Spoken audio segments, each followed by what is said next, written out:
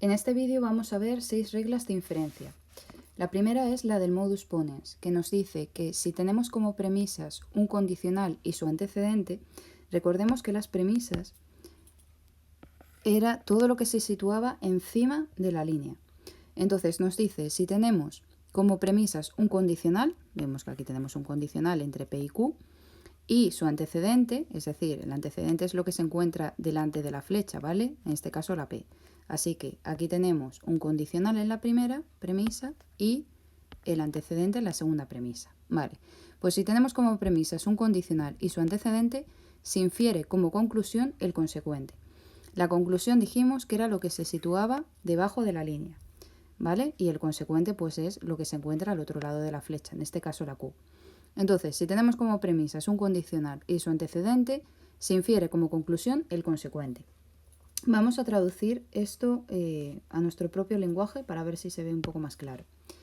Si decimos que la P, por ejemplo, es llueve y la Q, por ejemplo, es hace frío, pues traduciendo esto podemos decir que si llueve, que era la P, entonces Q hace frío. Y luego nos dice que llueve. Por lo tanto, ¿qué concluiríamos en nuestro lenguaje natural? Pues la Q, es decir, que hace frío. ¿Vale? Esto que acabo de hacer ahora mismo, esta fórmula de aquí, es lo mismo que esto. Lo que pasa que esto en lenguaje lógico y esto en nuestro propio lenguaje. Vamos con la siguiente regla, la del modus tollens. Vale, esto que aparece aquí, que se me había olvidado decirlo, es como la abreviación de la regla, ¿vale? Para que cuando tengamos una fórmula como esta, pero un poquito más larga y tengamos que aplicar pues esta serie de reglas, cuando apliquemos una regla, luego lo veremos en el siguiente vídeo, tendremos que poner la regla que hemos aplicado, ¿vale? La abreviación de la regla que hemos aplicado. Pero esto lo vamos a ver luego.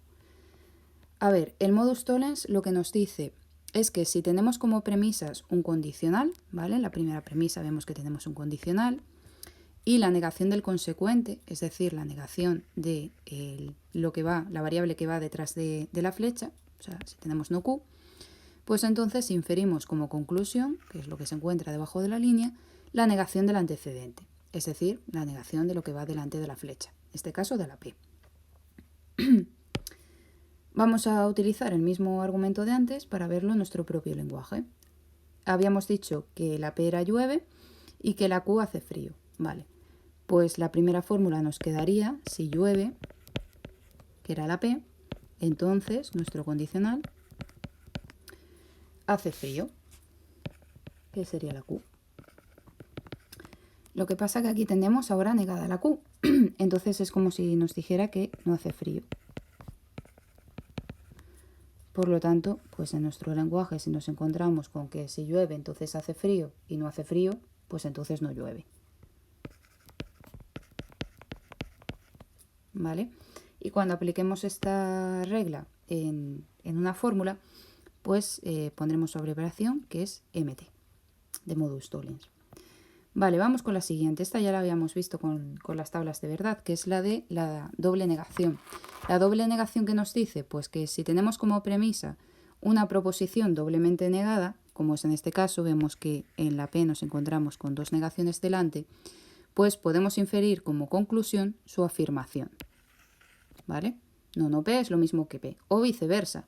Si tenemos una P como premisa, pues podemos inferir como conclusión pues la P doblemente negada porque viene a ser lo mismo. Es decir, que si decimos, por ejemplo, en nuestro propio lenguaje que no es cierto que no haga frío, ¿vale? Si tenemos aquí una negación y aquí otra negación, pues decir que no es cierto que no haga frío es lo mismo que decir que hace frío. ¿Vale? Y lo mismo, cuando tengamos que aplicar esta regla en una fórmula, pues ponemos su abreviación, DN, ¿vale? De doble negación. Vamos ahora con la introducción de la conjunción. La regla de la introducción de la conjunción nos dice que si tenemos como premisas dos fórmulas, ¿vale? En este caso, primera fórmula P, segunda fórmula Q, podemos inferir como conclusión la conjunción de ambas, ¿vale? En este caso, tenemos aquí la conjunción entre P y Q. Y se puede dar tanto P y Q como Q y P, ¿vale? Si tenemos primero la Q y luego la P, pues la conjunción sería Q y P. Y si tenemos primero la P y luego la Q, pues la conjunción sería P y Q, ¿vale? Siguiendo con el mismo argumento de antes, la P era llueve, pues ahí, voy a poner. Si la P era llueve y luego tenemos por otro lado que hace frío, que sería la Q, pues nosotros concluimos que llueve y hace frío. Lo que hacemos es unir estas dos informaciones que nos dan. Vale, eliminación de la conjunción. Vale, aquí en vez de... yo normalmente lo pongo con el símbolo, ¿vale? Introducción de la conjunción y pongo el símbolo de la conjunción. Pero si prefieren poner introducción de la conjunción con una C, ¿vale? También pueden hacerlo. Eliminación de la conjunción. La eliminación de la conjunción lo que nos dice es que si tenemos como premisas una fórmula conjuntiva, es decir, si tenemos una conjunción, en este caso, entre P y Q, ¿vale? Pues podemos inferir como conclusión cualquiera de sus miembros. Es decir, que si tenemos la conjunción entre P y Q, pues podemos inferir o bien concluir o bien la P o bien la Q, ¿vale? Entonces, si tenemos, por ejemplo, que la P hemos dicho que era llueve y la Q hace frío, pues si tenemos llueve y hace frío, podemos concluir o bien que llueve, ¿vale? Porque nos lo habían dicho antes, o bien, que sería la segunda variable, hace frío, ¿vale? Porque nos lo habían dicho también antes que hacía frío, ¿de acuerdo? Y aquí lo mismo, yo lo pongo con el símbolo, pero pueden ponerlo como la abreviación, como eliminación de la conjunción con una C. Y vamos con la última regla que vamos a ver, la de la propiedad conmutativa de la conjunción, que lo que nos dice es que si tenemos como premisa una conjunción, ¿vale? En este caso tenemos una conjunción entre P y Q, pues podemos inferir como conclusión, esto de aquí, la misma conjunción con una ordenación distinta. Es decir, que si tenemos aquí P y Q, pues podemos concluir que Q y P, ¿vale? El orden de los factores no altera el producto. Entonces, decir que llueve y hace frío